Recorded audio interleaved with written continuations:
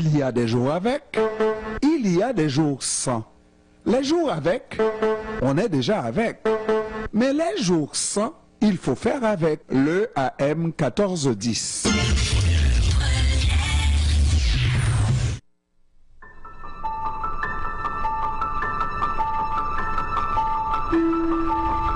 Les enfants, le travail, les transports, on court, on se bouscule, on se salit, on s'insulte.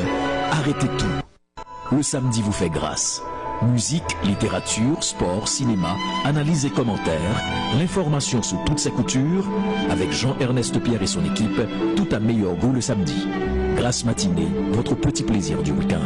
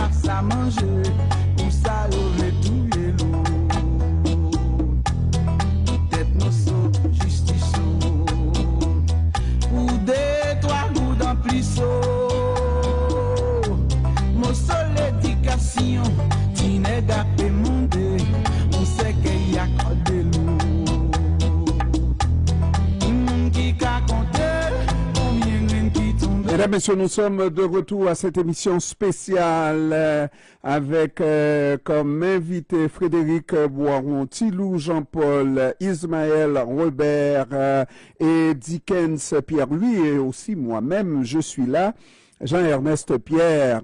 Alors, avant de se quitter pour la pause, on a parlé de ce point important et majeur dans ce qui s'est passé le 7 février 1986, qui, comment je pourrais dire, qui n'a jamais été remise en question, c'est-à-dire le droit fondamental du peuple haïtien à utiliser sa capacité, parce que je viens de vous l'exprimer, sa capacité de s'exprimer sur tous les sujets. Je viens de vous le dire moi-même. Frédéric n'était pas là, mais je ne sais pas si tu m'as entendu à la radio. À un moment donné, jeune homme, je me refusais de m'exprimer sur certains sujets politiques, sur les sujets politiques, hein, parce que c'est à ce moment-là qu'on avait les débats frais, qu'on avait les pelle-en-tête, des pièces de théâtre, n'est-ce pas? Et c'est ce qui va donner aussi toute la réputation à notre ami Evans Paul, n'est-ce pas, comme un militant. Et moi, je me refusais. Lorsque je suis allé en première de Pelle-en-Tête à Rex Théâtre, et j'étais celui qui disait aux gens à côté de moi de se calmer. Parce que si vous êtes trop content de ces répliques qui se donnent, ou pas manger, ou pas parler, ou pas manger, tu dois rêler. C'est des choses qui peuvent vous valoir une arrestation et quelques coups de bâton et même la disparition, pas vrai? Alors, donc, c'était extrêmement important qu'on ait noté, après la révolte de 86, eh bien, le peuple a acquis le droit de dire ce qu'il pensait des êtres et des choses. Mais encore là, et c'est Frédéric, parce que c'est le sociologue, qui a encore raison, on ne savait pas, on ne sait toujours pas comment s'exprimer sans médire sur les autres, tout ce qu'on pense, tout ce qu'on entend dans les téléphones arabes ou bien dans la rue ou bien dans les médias sociaux, parce que les médias sociaux, ça fait un plus, n'est-ce pas, pour le colportage. Eh bien oui, et puis ça se retrouve dans les journaux, dans les médias, etc., et comme si c'était la vérité de l'Évangile. Alors, encore une autre situation où on dit, et on ne sait pas le b.a.-ba de la démocratie. Et justement, Jean-Ernst, un des principes élémentaires, vraiment élémentaires de la démocratie, c'est que la liberté des uns finit là où commence celle des autres. Donc, cette histoire de liberté d'expression, elle est limitée. On ne dit pas n'importe quoi. On ne fait pas de diffamation. On n'insulte pas pour insulter. Et les chartes des Nations Unies et d'autres chartes, dont les chartes québécoises et canadiennes, prévoient qu'on ne peut pas tenir des discours violents, incités à la haine, misogynes, racistes, homophobes et autres. On ne peut pas. Or, s'il y a quelque chose dans cette expression populaire qu'on voit, qu'on entend en Haïti et qu'on voit, c'est que ces règles-là ne sont pas respectées. Et ce sont des règles élémentaires. Élémentaires. Donc, enfin, peut-être qu'il y a des gens qui nous écoutent, qui connaissent un petit peu mon rapport avec la question de la misogynie, comment est-ce que c'est un combat que je mène et qui m'a valu aussi de devoir stopper Michel Martelly qui venait tenir ce genre de propos à Montréal. Mais avant que moi je dise non, qui trouvait ça anormal que l'ancien, il n'était pas président à ce moment-là, qui est venu à Montréal et qui a dit au Métropolis qu'il trouvait normal pour O.J. Simpson d'assassiner sa femme parce que tu peux assassiner ta femme si elle te trompe. Mais, président ou pas, c'est après Duvalier, ça.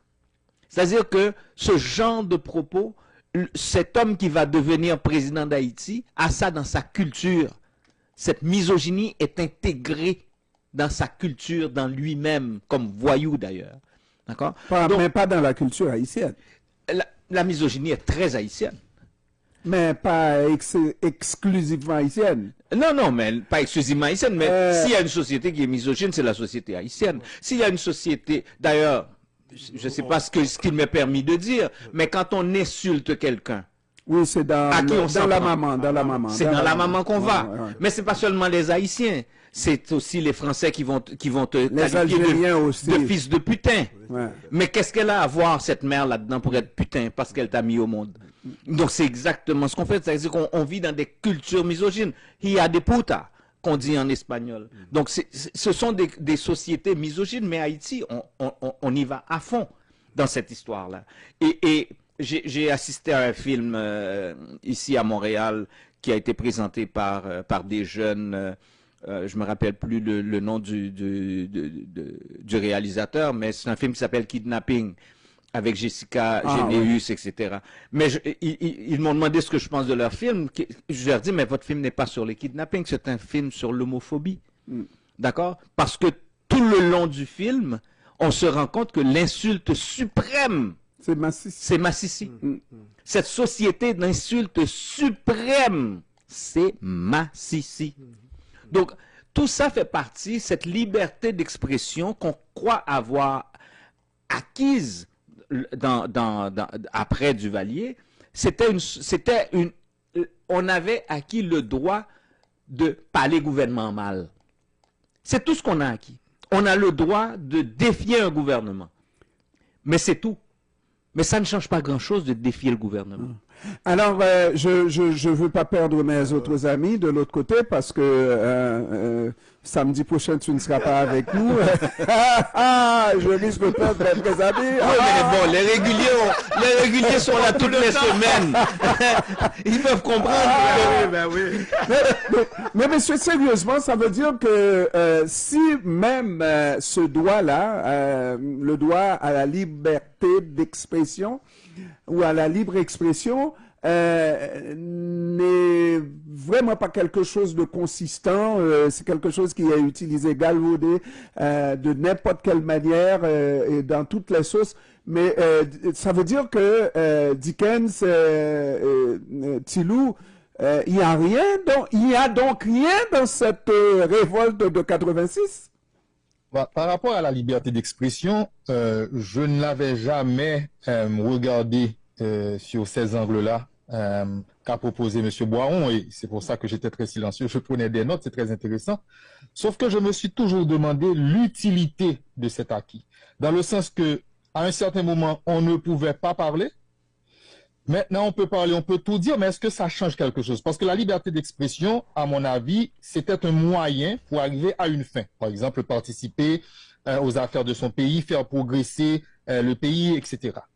Donc, si on a maintenant cette liberté d'expression, on peut tout dire, mais qu'au final, les gouvernements, donc avant, on nous interdisait de parler, maintenant on peut parler, mais on ne se préoccupe pas de ce qu'on dit. Est-ce que ça faisait une différence? Et ça m'a toujours interpellé par rapport à ce changement dans la liberté d'expression. L'erreur qu'on a tendance à faire, c'est définir la chose. Quand on dit la liberté d'expression. Ouais. Pour moi, c'est ça l'erreur. Il y a plusieurs angles, il y a plusieurs paramètres sur lesquels. Par exemple, ce que Frédéric vient de dire, en Haïti, moi je sais, un jeune homme ou bien un monsieur qui soupçonne sa conjointe ou bien son ami avec quelqu'un ou bien quoi que ce soit, dans la rue, il pouvait la gifler et personne ne va venir en aide à la fille. Parce que c'était sa femme, sa chose, il avait le droit de faire ce qu'il voulait. Donc ça fait partie aussi de la chose. Quand je dis qu'il ne faut pas que ce soit quelque chose de défini, c'est un processus. Je reprends encore le processus.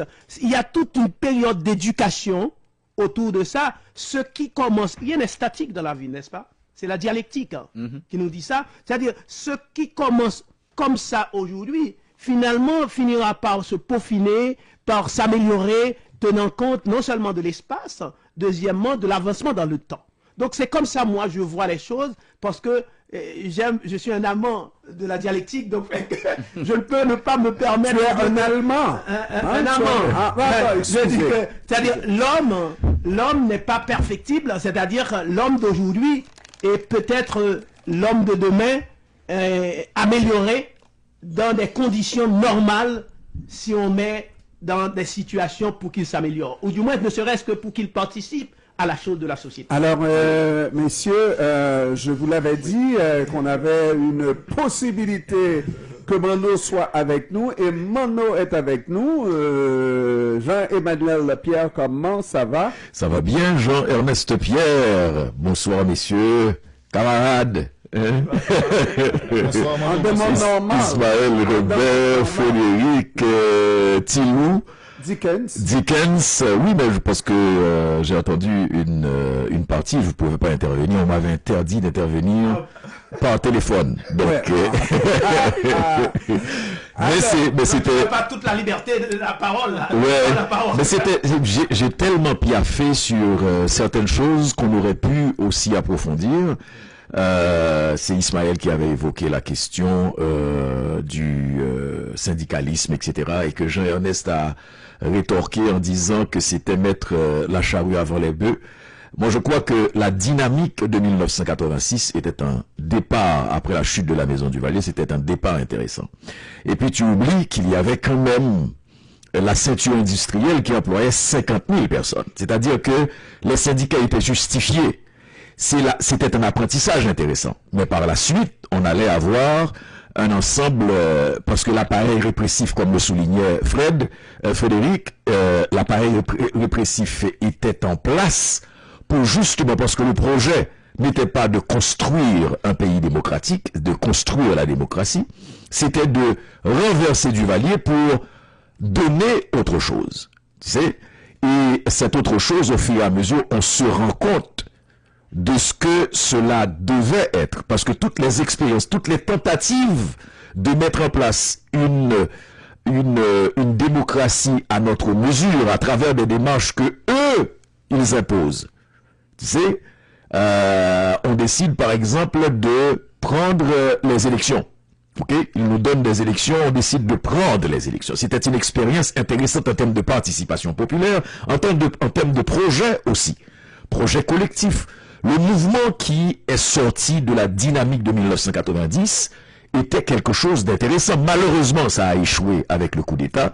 Malheureusement aussi que l'histoire nous dira que Titid n'était pas nécessairement à la dimension aussi du rêve. Bon, okay. Alors, cependant, et pour revenir à la liberté d'expression, que tout le monde, finalement, consacre comme étant le seul acquis du peuple pour 86, n'est-ce pas? Et puis, on se retrouve là, on vient de faire l'autopsie de la liberté d'expression, on dit... C'est galvaudé, c'est utilisé de la mauvaise manière, on confond les gens, etc. Et c'est ça qui m'amène à poser la question, est-ce que ça valait la peine de faire ce mouvement le 7 février, il y a 40 ans, 7 février 86, puisque ça ne nous a rien apporté de bon. C'est ce qu'on vient d'analyser là. Oui, c'est pas parce que ça n'a rien apporté de bon. J'ai l'impression qu'il y a quelqu'un d'autre qui voudrait prendre la parole. Peut-être que j'ai été... Je voulais juste poser une question sur la liberté d'expression. Mais ne pose pas de questions. Vas-y, parce qu'on ne pose pas de questions. On exprime. Vas-y, mon cher Dickens. Tu connais le principe. Allô, Dickens? Il est figé. Allô, Dickens? Littéralement gelé. Bon, alors, il dégèle. Vas-y, Dickens. Oui, Dickens. Désolé. Ok. On parle de liberté d'expression. Je sais qu'il y a toujours une tendance, une velléité pour les gouvernements ou l'État de rentrer et de vouloir réguler cette liberté d'expression. À chaque fois que j'entends parler, je sais qu'il y a des dérives. Je grince les dents. Pierre-Emmanuel, Monsieur Boiron, est-ce que vous ne pensez pas qu'il faudrait, au niveau des médias, une autorégulation de cette liberté d'expression? D'abord, c'est la responsabilité de chaque citoyen d'être au courant des règles de la liberté d'expression. Vous savez, le problème, c'est que dès qu'on dit liberté, on pense que tout est permis. C'est faux. Quand on vit dans une démocratie, on vit avec un ensemble de règles à respecter. Si aujourd'hui, je dis des choses qui ne sont pas conformes, eh bien, je pourrais être poursuivi. Mais je ne pourrais pas dire, ouais, mais c'était au nom de la liberté d'expression que j'ai dit que telle personne était un criminel, etc., alors que je n'ai pas de preuves. Mais ça peut avoir un impact sur la carrière de cette personne, ça peut avoir un impact sur sa réputation, sur ses enfants, etc., etc. Excusez-moi. Alors, je vais permettre à notre ami de respirer un tout petit peu. Vous savez que, et je ne dirais jamais, parce que on vient de poser la question, est-ce que ça valait la peine quand même de faire le mouvement de 86 si il n'y a rien qu'on retient qui soit... J'ai fait un seul cours en communication ici.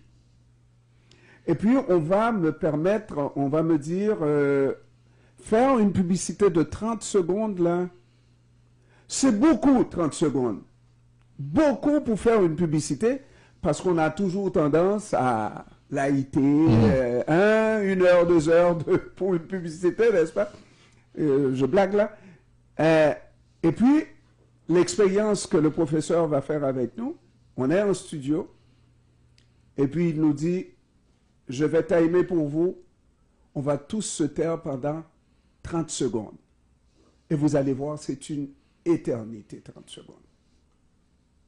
Alors, lorsque quelqu'un vous prive du droit à la parole, c'était le cas de Duvalier, ouais, il faut prendre tous les moyens pour avoir ce droit. C'est vital de pouvoir s'exprimer. 30 secondes à vous forcer. Quand c'est vous qui voulez ne rien dire, ok, c'est correct. Mais quand on vous impose le silence, 30 secondes, c'est une éternité. Absolument. Et je vais même un petit peu, parce que tu as posé la question à savoir, est-ce que ça valait la peine de faire 7 février s'il n'en a retenu rien, s'il n'y a rien eu de bon? Est-ce que c'est ça la question? C'est ce que j'ai compris. C'est ça la question. Moi, je vais aller plus loin là-dessus. Si je prends en termes économiques, ok? En termes économiques, c'est pas vrai. Haïti, si je prends ça, ok? Simplement, Haïti aujourd'hui, c'est-à-dire de manière macroéconomique, est plus riche que Haïti sur Duvalier. Haïti, en termes d'analphabétisation, Haïti, les gens sont plus lettrés aujourd'hui que sur Duvalier. Duvalier nous a laissé avec 70%, presque 70% d'analphabètes. Aujourd'hui, il n'y a aucune famille aujourd'hui qui n'a pas un philosophe là-dedans. Peu importe où cette famille se retrouve aujourd'hui. Alors, vous voyez ce que je dis là, c'est très terre à terre. Okay? Oui. Cependant, si on doit évaluer en termes de processus, c'est-à-dire évolution dans le temps, un pays, il faut analyser plusieurs paramètres avant de dire que, bon, c'est un recul ou bien un avancement, parce que la société n'est jamais statique. Je vais le répéter, parce que cette démarche-là, ce que vous ne constatez pas aujourd'hui, 10 ans plus tard, vous allez voir, il y a eu un bienfait là-dedans. Mais moi, je dirais, je remonterai un peu plus loin. Tu sais, Jean-Ernest, pour répondre à la question « À quoi bon 1986 ?» moi, je dirais, on va plus loin. À quoi bon 1804 ? Tu sais, parce que il faut, dans un parcours, et j'ai aimé le fait que Ismaël ait nous est invité à regarder la partie pleine du verre. Parce que souvent, on a tendance à regarder la partie vide. Ok? Pour une raison simple, c'est que après 1804, ok, on a eu tous les bouleversements, l'assassinat de l'empereur. Vous avez remonté de manière intéressante les régimes qui ont suivi, les batailles qu'on a connues, etc., etc., etc., pour arriver à l'occupation de 1915, pour arriver, c'est-à-dire l'omniprésence de l'international. Parce que je sais que souvent on dit qu'il faut essayer de nous rendre notre part de responsabilité. Certainement qu'on est responsable, certainement qu'on a notre part de responsabilité. Là où le bas blesse souvent dans les échanges, là où ça va m'horripiler, c'est des gens qui te disent que l'haïtien est entièrement responsable. Tu sais, alors qu'il y a des facteurs exogènes, il y a des acteurs qui sont tellement impliqués dans la situation en Haïti, dans le sens qu'ils ne sont plus des acteurs étrangers, qui sont devenus, un ambassadeur américain n'est plus un étranger qui intervient dans le débat haïtien, parce que j'ai aimé quand on a dit comment un étranger puisse passer l'ordre au CPT. Mais qui a mis en place ce CPT? Ok, vous avez accepté cette autorité quelque part de nomination, et puis vous vous offusquez le jour où il vous dit vous n'êtes plus un acteur intéressant, alors que l'histoire nous a prouvé que les Américains t'utilisent à un moment, et j'ai aimé aussi la sortie de Guy Philippe, j'ai ri comme un fou, parce que l'individu ne comprend pas. Guy Philippe te fait rire? Absolument, parce qu'il ne comprend même pas qu'il ne fait plus partie de l'échiquier il y a longtemps. Tu sais? Donc c'est dans ce contexte-là que je dis aux gens, même Didier Fils-Aimé, qui est peut-être aujourd'hui Jean qui rit par rapport aux gens qui pleurent, ok? Il doit savoir que lundi matin, comme on avait fait avec Ariel Henry et Joseph, que lundi matin, qu'on est déjà en train de concocter quelque chose, et que lundi matin il arrive, et qu'on a changé les cadenas qui sont à la barrière, qu'il y a des individus qui lui interdisent lui aussi d'entrer. Et c'est dans cette logique-là, comment sortir de cette logique de dépendance à la fois économique, physique, etc., mais la dépendance mentale par rapport à l'étranger. C'est... Bon, alors là, messieurs, on soulève une question extrêmement importante. Oui, Frédéric. Écoute, j'ai publié un texte dans un de mes livres, je crois que c'est le dernier, Ce que j'explique, c'est que... Est-ce que tu veux nous dire d'aller lire ces livres? Ben oui. Mais il faut. Et après l'assassinat de Jovenel, j'ai publié beaucoup de textes qui sont dans les livres que vous pouvez trouver sur mon site web gratuitement. Quand vous achetez mes livres, c'est un problème pour moi parce que j'en ai pris ma part. Tu es allé chercher Frédéric, il ne te rattrapera. Je préfère que vous lisiez mes textes gratuitement sur www.frédéricboiron.com. N'achetez pas mes livres pour que ça reste sur vos étagères pour dire j'ai des livres de Frédéric Boiron. Non. Moi, je veux que les gens lisent ce que j'écris parce que j'écris pour être lu, pas pour être acheté. Alors voilà. Mais parce que tu n'es pas achetable. Non, je ne suis pas achetable. Non. Et attention aussi. Bon niveau Corbourivé,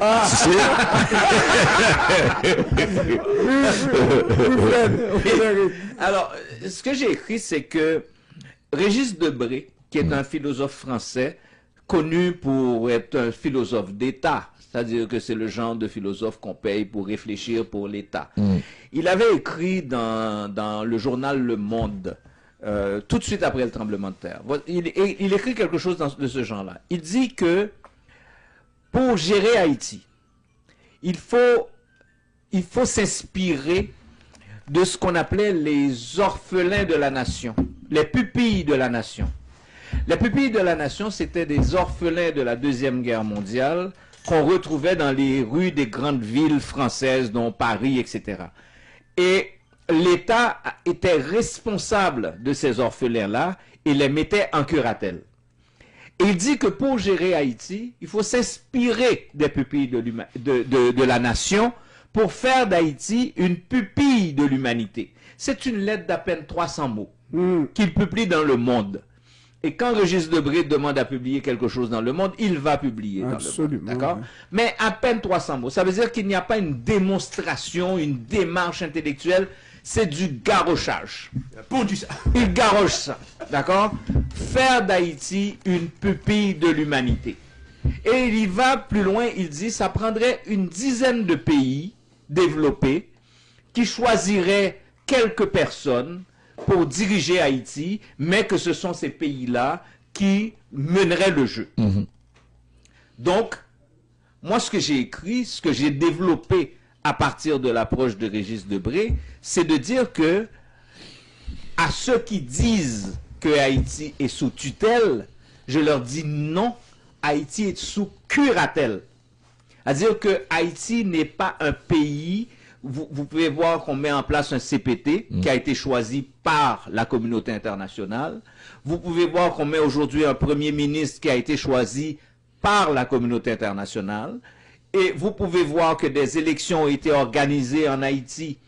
Et Ginette Chérubin, qui était sur le conseil électoral, a écrit un livre qui s'appelle « Le ventre pourri de la bête ». Elle explique que les résultats que le conseil électoral avait donnés n'étaient pas les résultats publiés par le corps groupe. Pierre-Louis Aupon, qui était directeur du conseil électoral, a dit que ce n'étaient pas les résultats qui avaient été donnés. Il y a un ancien premier ministre français qui était en Haïti à ce moment-là, Lionel Jospin, qui dit que ce qu'il a constaté est déconcertant parce qu'on préparait le deuxième tour des élections alors que le premier tour n'est pas terminé et ça se préparait dans les ambassades et il était là. D'accord? Donc, Haïti n'est pas un pays qui est dirigé par des Haïtiens. On met en place des gouverneurs pour gérer au nom de la colonie. C'est là où on est rendu dans ce pays. Donc, il faut pas tomber. Et moi, quand j'ai écrit ces choses-là, les gens trouvaient que il est un peu farfelu celui-là, il dit à peu près n'importe quoi. Et Pierre-Emmanuel, tu étais en Haïti à l'élection de Aristide. Tu as constaté toi-même que ce n'était pas le résultat attendu. Est-ce que je me trompe? C'est-à-dire le résultat des élections d'Aristide. Oui. 90. C'est-à-dire que c'était pas assez, tu veux dire. Défini attendu. C'est ça, oui. On n'attendait pas ça. Plus que ça. Non, on ne voulait pas de ce résultat. Non, c'est ce que... non. Et là, je vais... Et là, Pierre-Emmanuel était témoin. Et je vais te dire mieux. Toute la campagne qu'il y avait autour. Et on va utiliser, et c'est encore ce matin que j'échangeais avec des amis sur cette époque. Je me rappelle qu'à la veille des élections, il était tellement évident, en dehors d'attentats, etc., il était tellement évident que le peuple allait prendre ces élections. Parce que Aristide était un épiphénomène, c'était le porte-étendard, tu sais, que le peuple allait prendre ces élections. On a commencé avec des intellectuels, je me rappelle à l'hôtel Holiday Inn qui existait à l'époque, Holiday Inn Plaza au Champ de Mars, je suis allé écouter de grands intellectuels, qui faisaient de grandes envolées sur ce qu'ils ont appelé quelque chose d'absolument aberrant, l'effet plébiscitaire. Tu sais? C'est-à-dire que c'est pas parce que, pour préparer les gens, c'est pas parce que vous avez cette dimension de mobilisation qui veut dire que les gens vont voter pour Aristide. Et mieux encore, le jour des élections, le soir des élections, malgré tout ce qui a été vu dans les bureaux électoraux, on va avoir le président et des symboles importants quand même. C'est Jimmy Carter qui quand même symbolisait celui qui avait fait une ouverture sous Jean-Claude Duvalier pour permettre à des organisations de droits de l'homme, de partis politiques, etc. C'est Jimmy Carter qu'on va envoyer, accompagné de symboles de quelqu'un qui nous ressemblait, Andrew Young, Black Caucus, etc. Et ils sont venus demander à Aristide, à la famille, c'est la vie, on était là.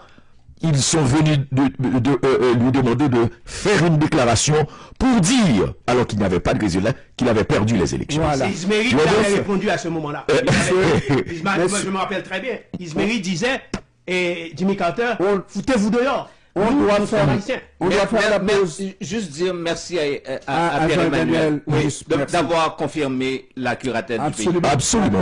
Alors on fait la pause, messieurs, et on revient pour la suite dans un instant. Restez